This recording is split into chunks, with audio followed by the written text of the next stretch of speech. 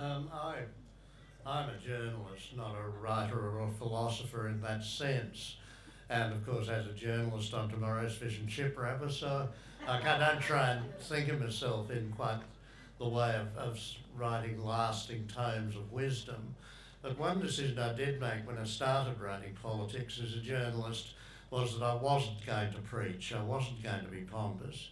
I was going to present politics as entertainment in a way, so that a wide audience might become interested in what I still consider to be a very important subject.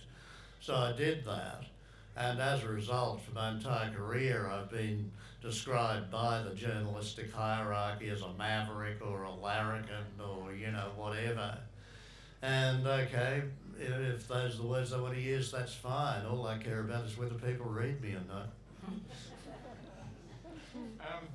I suppose I'm slightly different here in that when I started doing philosophy, if anybody knows much about the history of English language philosophy, in the 50s and early 60s, we had what was known as ordinary language philosophy, sometimes called linguistic analysis. And the idea was that basically you analyse the meanings of words. In some respect, what David does, but much less entertaining, I have to tell you, if you read it. But as far as moral philosophy is concerned, it was supposed to be neutral in terms of substantive content. In fact, you could find famous philosophers, I quoted one in an article I wrote, saying, look, it's not the business of the moral philosopher to tell people what's right and wrong. We can safely leave that to the preacher or the journalist. Well, I don't think we can safely leave anything to preachers, I have to say. I agree with the other members of the panel here. You know, journalists, I think, often they do sometimes talk about this, but often they don't, or with not perhaps enough depth because they've got 800 words to do it. So I count myself fortunate in that in the late 60s, with the student movement that we had then, it became possible to rethink this and to say, well, look, here's the Vietnam War. Isn't this an issue that a philosopher might have something to say about? Isn't there a long tradition, for instance, about a just war and when a war is just and when it's unjust? Isn't there a long tradition about when it's right to obey or to disobey a law?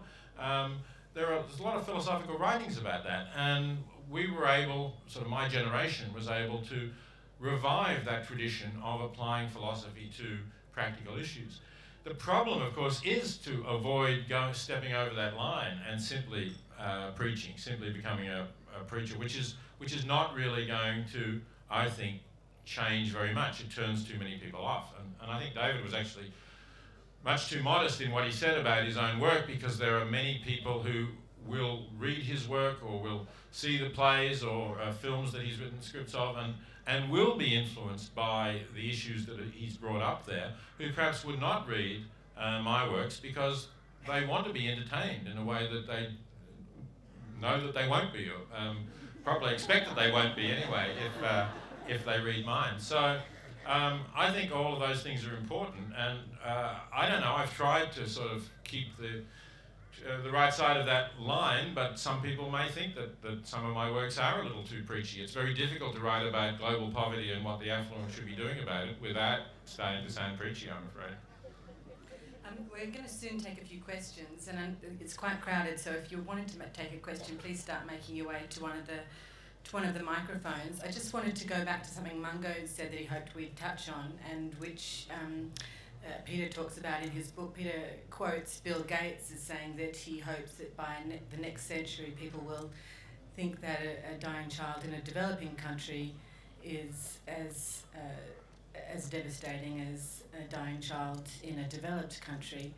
I think it sort of goes further than that, almost to a black child and a white child, and that brings us back to something Mungo wanted to touch on before we finished. Yes, I was actually keeping that for you. Warned me you wanted a last quotation, so I was going to keep it for that. You can save it up. I'll save it up, but I do think that we still, in Australia in particular, and this is something I was going to ask Peter at one of his earlier sessions actually, was when we talk about the difference between the local and the foreign, and the different weights we give to issues locally and foreign, and the example obviously being 3 people killed in a bus crash in Sydney as worth more news space than 3,000 killed in an earthquake in India. But don't we in some ways also in the local area make the same difference, that somehow it doesn't matter if somebody who is a poor, drunk, possibly insane, possibly black person ends up dying in the gutter, as opposed to somebody who's killed by mistake in an eastern suburbs hospital. And this, I think this is something that we all need to be grumpy about, but human nature being what it is, and our instinctive human response being what it is, it's something that's going to be very, very hard to get over.